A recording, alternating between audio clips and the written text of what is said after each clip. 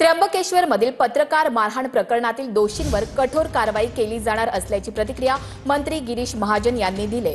गिरीश महाजन यांनी जखमी पत्रकारांची रुग्णालयात जाऊन भेट घेत विचारपूस केलेली आहे। अतिशय निषेधार्ह घटना आहे, अतिशय दुर्दैवी घटना आहे। मी त्या बाबतीत लगेच तात्काळ मला फोन आला आणि मी माहिती घेतली आणि ज्या पद्धतीने हा प्रकार झालेला आहे हा अतिशय चुकीचा आहे।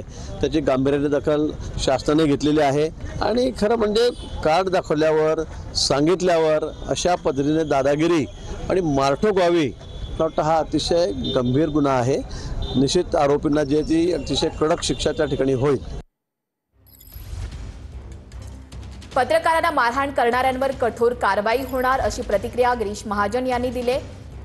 काही वेळापूर्वी मंत्री गिरीश महाजन यांनी जखमी पत्रकारांची रुग्णालयात जाऊन भेट घेतली होती।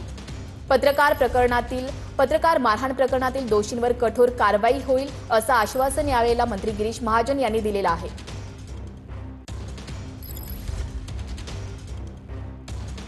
त्र्यंबकेश्वरमध्ये काही पत्रकारांना सकाळी मारहाण झाली होती। या प्रकरणात 3 आरोपींना अटक सुद्धा झालेली आहे।